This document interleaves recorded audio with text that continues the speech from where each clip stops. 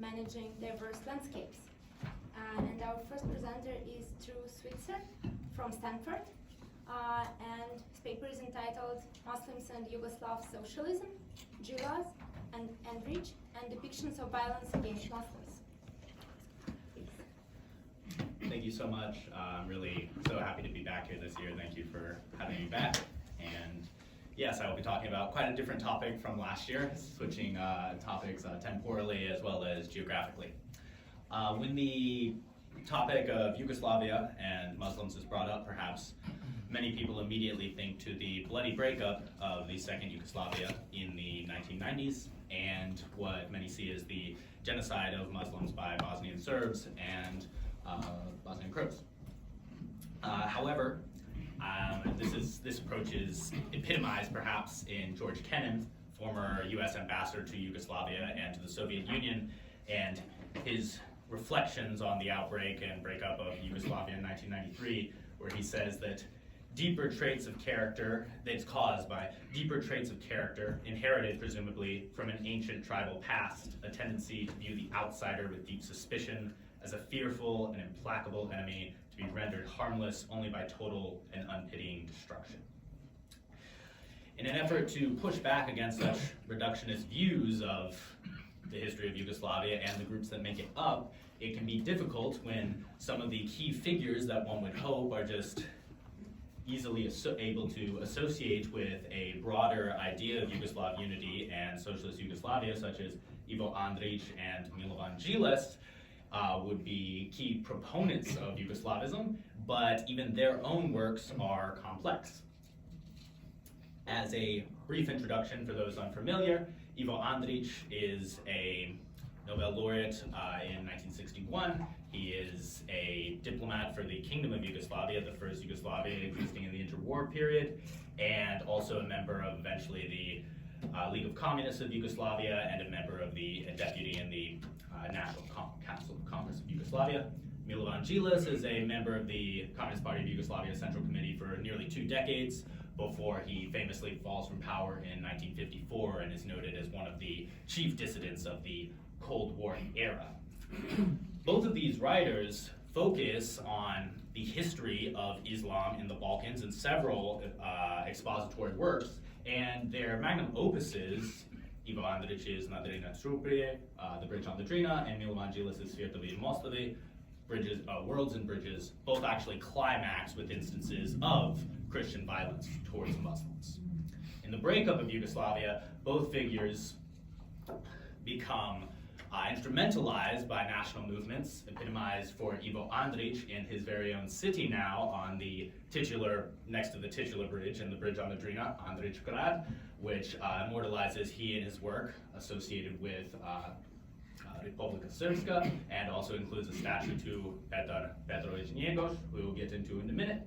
And Djilas himself, for his is also supposedly offered a position in Slobodan Milosevic's new government, and is called by Milosevic himself.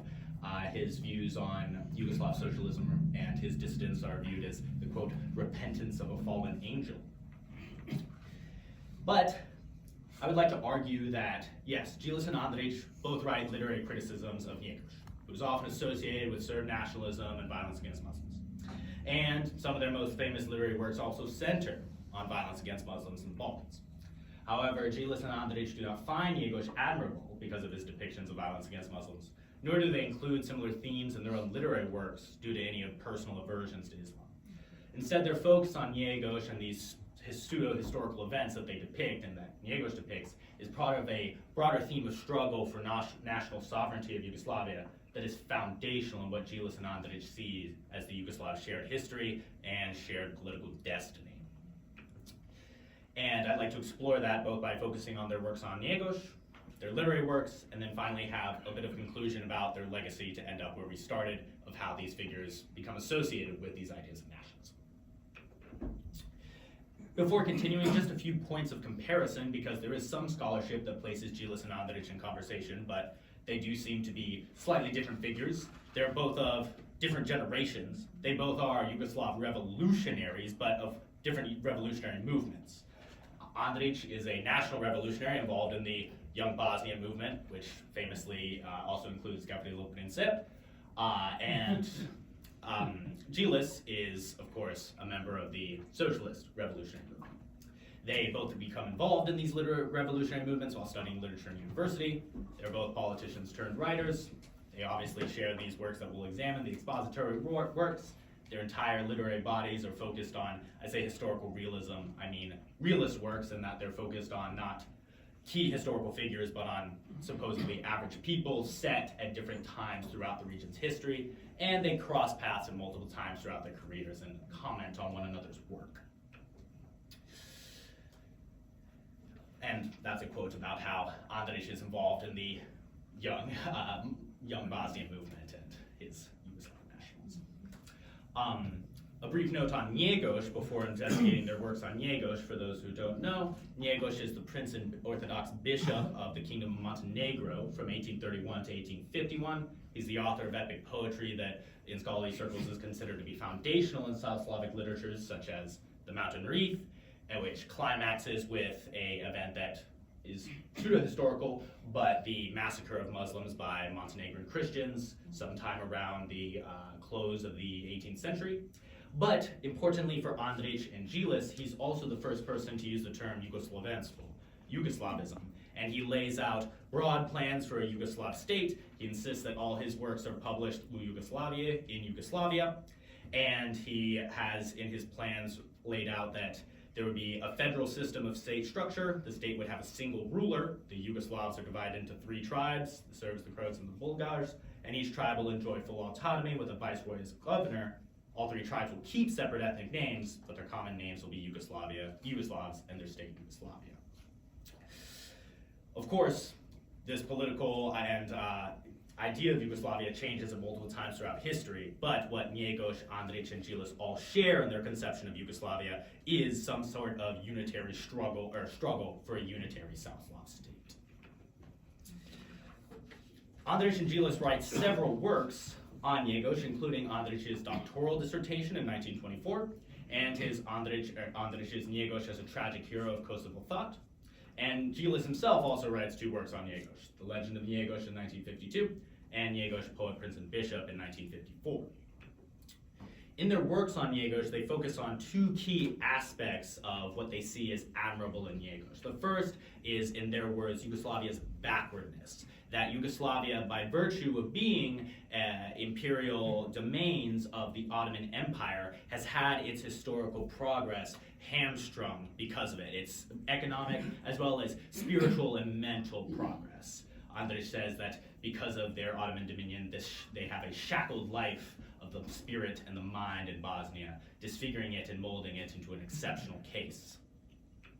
Similarly, Djilas describes Yugoslavia as a backward land that any concrete investigation into Yugoslavia's history could easily establish with statistical accuracy the connection between economic backwardness and colonialism, both spiritual and mental, using the same idea of spiritual and mental backwardness that Andrić uses.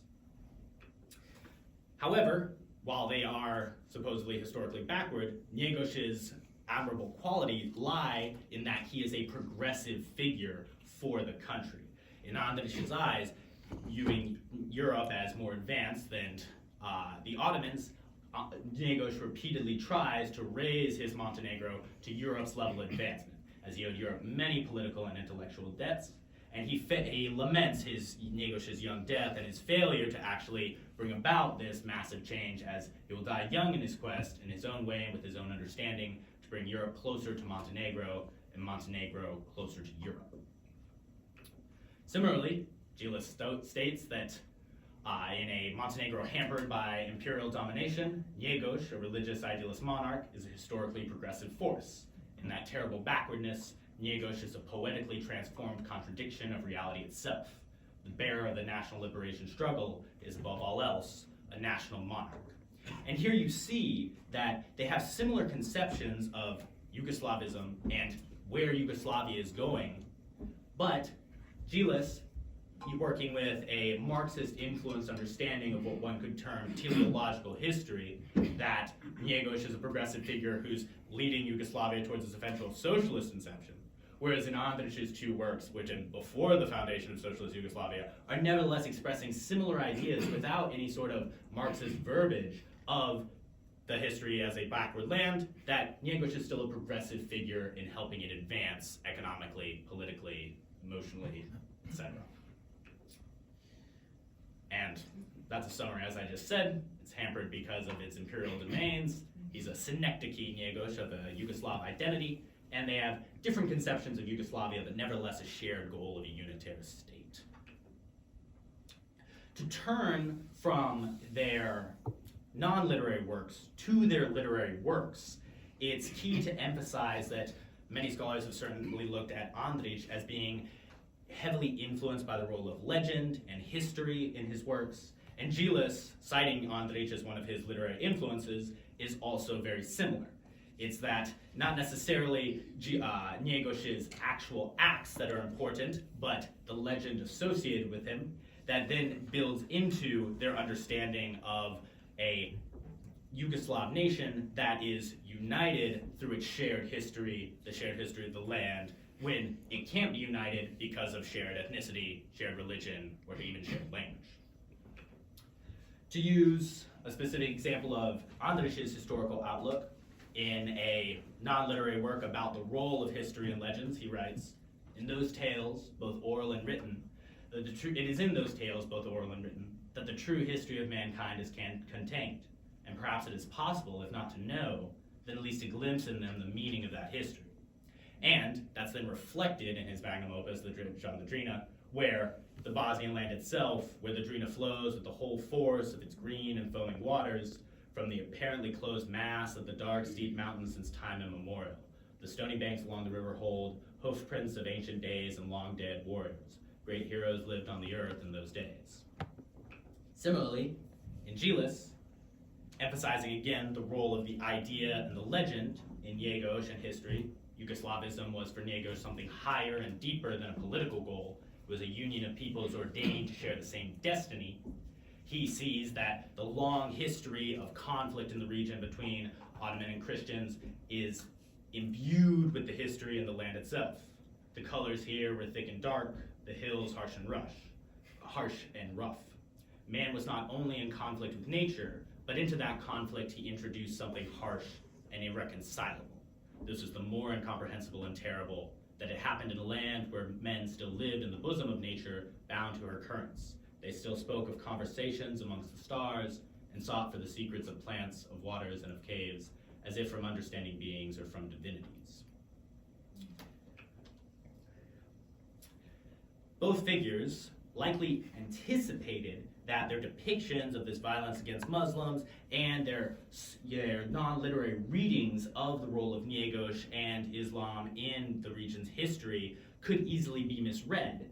And scholars have pointed out, in addition to the various intertextual references that both writers include to Njegoš in their works, they likely also include some ways to couch their potential interpretations.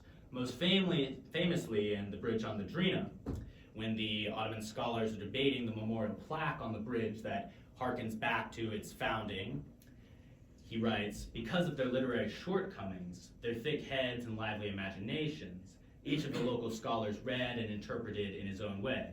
Each one of these listeners remembered those lines which best suited his ear and his temperament. So what was there engraved on that hard stone in the sight of all men was repeated from mouth to mouth, often changed and corrupted into nonsense." Similarly, Djilas likely thought that his works would be misinterpreted, particularly the Bridge on the Worlds and Bridges, and leading up to the publication of it, in an interview, he states that the longer novel Worlds and Bridges is only in its first draft. Its theme is a massacre of Muslims in Montenegro in 1923, which I remember as a boy. My own father participated in the massacre, and I always asked him why. How could you? He could never explain. He would only say, "We didn't know what we were doing. We were crazed." The worlds of the title are the small communities which tie men together by clan, language, religion, and secular beliefs. The bridges to the rest of humanity are what make civilization. Thus again embodying in Djilas' thinking a Yugoslavia made up of smaller, different worlds, these different republics, each with their own community, history, and language that are nevertheless bridged together in a larger Yugoslav identity. To recap the focus of their literary works, I argue that Andrić and Djilas do not include these violent episodes in their works uncritically, but do so because they see them as emblematic for the struggle of Yugoslavism. Again, Andrić writes, "Not for 100 times is Yugoslavia merely a country, rather Yugoslavia is an ideal. Tomorrow, when the state borders encircle all of our regions," he is writing this on the eve of the First World War and the foundation of the First Yugoslavia, "Tomorrow, when the state borders encircle all of our regions, Yugoslavia will still not be realized, but it shall only be necessary to create it through continued struggle." The connections between their awareness of the region's history and the continuous struggle for what they see as their people's shared history and eventual shared identity and destiny are focal points of their work, which can be read as varied as examples of the varied relations that exist between individual national identity in Yugoslavia and broader Yugoslav identity. And as I said, they both likely include some couching in their interviews and in the works themselves to prevent against potential misunderstandings and misinterpretations. Nevertheless, they aren't misinterpreted, and I'd like to conclude with a bit about where this all leads and Djilas and Andrić's legacy, as well as some of the commentaries that they make on one another that can perhaps lead even to greater misunderstandings. Ivo Andrić passes in 1975, and he does not witness the breakup of the second Yugoslav state that he is a part of, but even in the 1970s, he starts to lament the divides that are emerging amongst the different Yugoslav republics economically, politically, and socially. He writes, "This nation has suffered too much from disorder, violence, and injustice, and is too used to bearing them with a muffled grumble, or else rebelling against them according to the times and circumstances. Now everyone has his own internal and foreign policy, his own armies and armaments, his own economy, his own theaters and bars and brothels." Similarly, on the eve of publishing Worlds and Bridges, in the same letter that he informs his publisher that Worlds and Bridges is ready to be published, notably, it is never published because it is a roughly 2,000-page chronicle. He uses the word chronicle much like Andrić does in his characterization of his own historical novels. It is never published because his American publisher says that it would be wildly unprofitable. The American publisher then offers him to be allowed to be published by a emigre press of Yugoslav emigres based in London, and Djilas adamantly refuses because he feels that the emigres will edit the work and misinterpret it and misuse it. But when he informs his publisher that he is finished, in the same letter, he expresses his worries about growing national tensions in Yugoslavia in 1972. Conditions in Yugoslavia are getting worse, growing worse. Nationalism has almost been hushed, but only on the surface. Real relations remain unchanged, if not worse. The system demolishes itself with internal contradictions. And again in 1980, he says, "Communists here maintain that they have saved Yugoslavia. That is correct, but it would only be but it would not have been possible if Yugoslav peoples did not want a community. Yugoslav peoples, in fact, cannot separate, at any rate not in this time in history, even if they wanted to. The most dangerous and most insane movements are hegemonies, separatisms, Serbian and Croatian, and separatisms by force." These separatisms by force do come to pass, and as I've said, we end up back where we started, with Djilas and Andrić being associated with these eventual separatist movements, even if Andrić has already passed, and Djilas vehemently criticizes Slobodan Milosevic's government, as well as Franjo Tudjman's government. However, it does seem likely that these frequent misinterpretations and the instrumentalizations of these writers stems not from just any sort of relativism in their work, as some scholars have argued that they're okay with certain violent instances of violence in history if it serves some greater purpose. I don't believe it's because of that, but likely because of political inconsistency in the case of Andrić and the political obstinacy in the case of Djilas. As one brief example, as an illustration of Andrić's consistency, yes, he's a member of the Communist Party of Yugoslavia, but he's also a diplomat for the Kingdom of Yugoslavia and is the Yugoslav diplomat to Germany in 1939, and he is at the signing of the tripartite pact between Germany, Italy, and Japan, And he actually personally goes to Djilas later to ask that he be edited out of those photos. But it's his own political inconsistency that produces this broad swath of work that can be cherry-picked and interpreted in so many ways. On the other hand, for Djilas and his obstinacy, he's so obstinate of his own conception of the Yugoslav idea, both while he is a member of the Communist Party, and then after his fall from power, he would still, if he's not still a Marxist-Leninist, he's still certainly a social democrat, but he's obsessed with his dissidence or resistance to the Yugoslav state. And he then, in his international obituary, writing abroad for a literary journal, he writes in remembering Ivo Andrić, and he characterizes Andrić himself as a dissident, much like himself Djilas, which seems to be a bit of an irresponsible claim, but nevertheless gives an idea of the variegatedness of Andrić and Djilas. To conclude, despite Andrić and Djilas' similar admiration for Njegos and their focus on violence against Muslims in their literary works, a fuller examination and comparison of their works reveals that they are far more focused on the struggle for the sovereignty of the Yugoslav state than they are in violence towards any particular group.